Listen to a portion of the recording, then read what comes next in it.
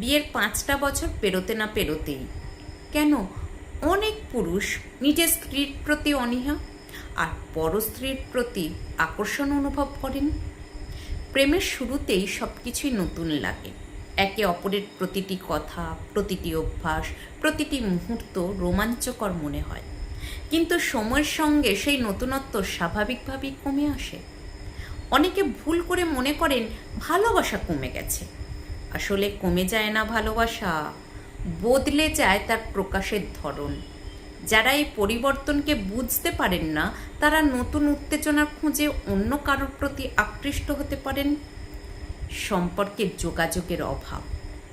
বেশিরভাগ দাম্পত্য ভাঙে বড় কোনো ঘটনার কারণে নয়, বরং ছোট ছোট না বলা কথার স্তূপ জমতে জমতে।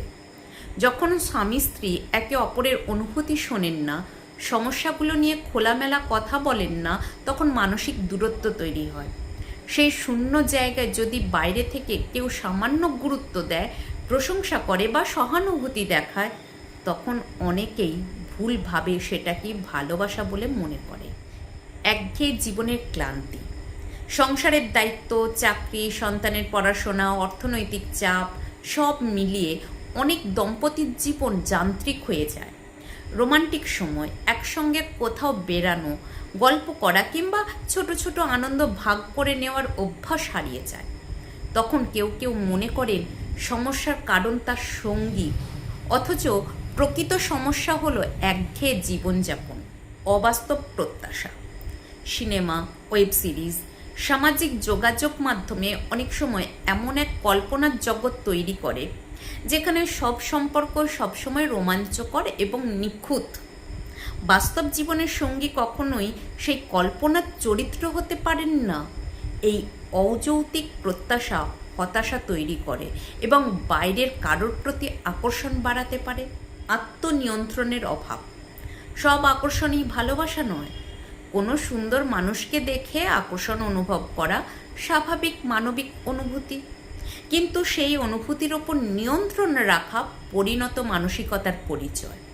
যখন কেউ নিজের ইচ্ছাকে নিয়ন্ত্রণ করতে শেখেন না, তখন সাময়িক আকর্ষণও সম্পর্কের জন্য বড় বিপদ হয়ে দাঁড়াতে পারে। এছাড়া মনোবিজ্ঞানে একটা পরিচিত ধারণা হলো দূরের জিনিস অনেক সময় বাস্তবের চেয়ে বেশি আকর্ষণীয় মনে হয়। পরস্ত্রীর সঙ্গে সংসারের ঝামেলা নেই, অর্থনৈতিক দায়িত্ব নেই, প্রতিদিনের মতবিরোধ নেই, ফলে তাকে অনেক বেশি নিখুঁত মনে হতে পারে।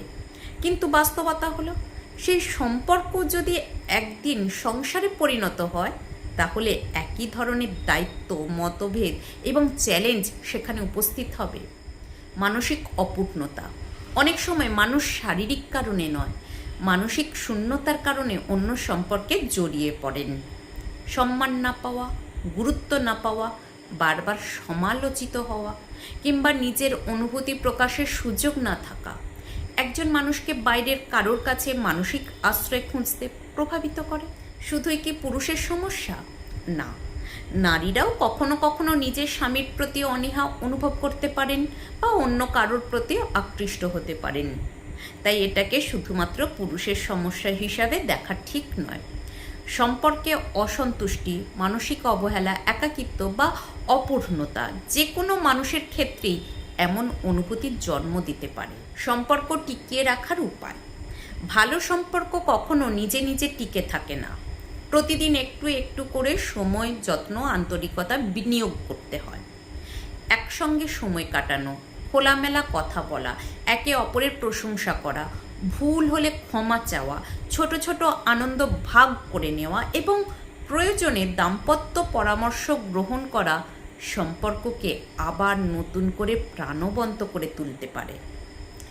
একটি সুখী দাম্পত্যের ভিত্তি কেবল প্রেম নয়, পারস্পরিক সম্মান, আন্তরিক যোগাযোগ, আত্মনিয়ন্ত্রণ এবং একে অপরের প্রতি প্রতিদিনের যত্নই দীর্ঘস্থায়ী সম্পর্কের আসল শক্তি। তাই সম্পর্কের দূরত্ব বাড়ার আগেই যদি দুজন মানুষ একে অপরের দিকে আরেকবার মন খুলে তাকাতে পারেন, তাহলে অনেক ভাঙনের গল্পই নতুন করে ভালোবাসার গল্পে পরিণত হতে পারে।